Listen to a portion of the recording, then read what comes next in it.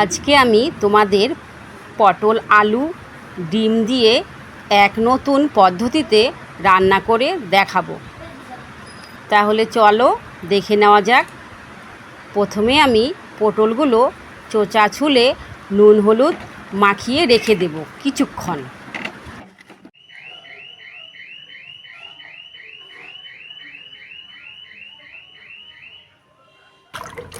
আর ছোট আলুগুলো কেটে ধুয়ে সিদ্ধ করে চোচা ছুলে নেব।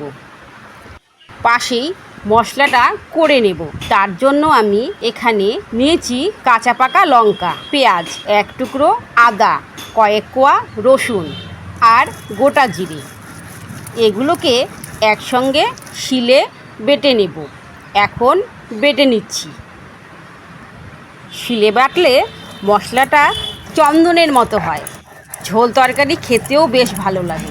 এবার আছে কড়াই গরম করে পরিমাণ মতো তেল দিয়ে পটলগুলো দিয়ে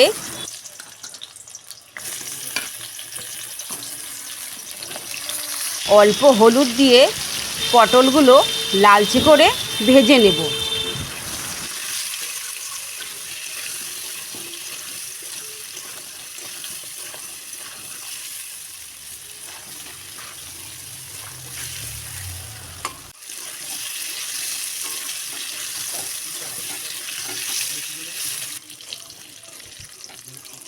ভাজা হয়ে গেল, তুলে নেব।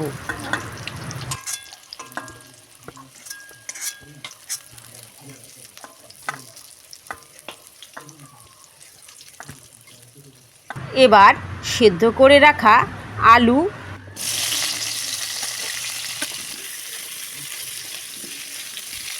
পরিমাণ মতো নুন হলুদ দিয়ে লালচে করে ভেজে নেব।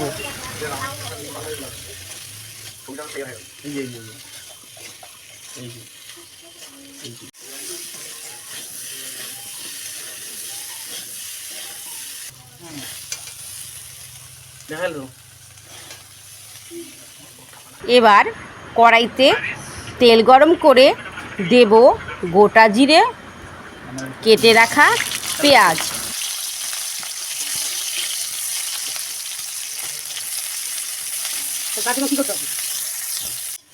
লালচে করে ভেজে দিয়ে দেব বেটে রাখা মশলাটা।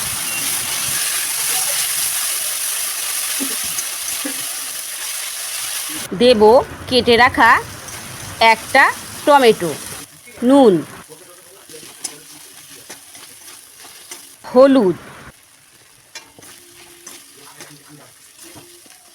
আর বাটি ধোয়া অল্প জল।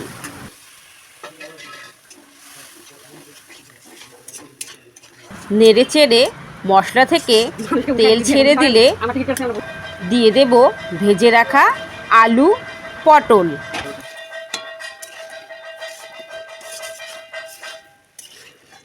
সবগুলোকে একসঙ্গে মিশিয়ে দিয়ে দেব পরিমাণ মতো গরম জল।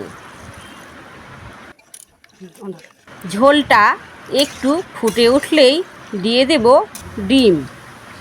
তাই বাটিতে ডিম ভেঙে আস্তে করে ডিমগুলো দিয়ে দিলাম ঝোলের মধ্যে। বেশি নাড়াচাড়া করা যাবে না, অল্প আঁচে হতে দিতে হবে।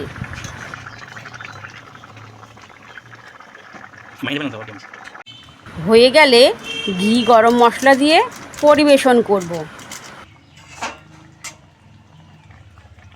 তোমরাও কি আমার মতো ভাবছো ডিম থেকে আষ্টে বা কাঁচা গন্ধ বের হবে?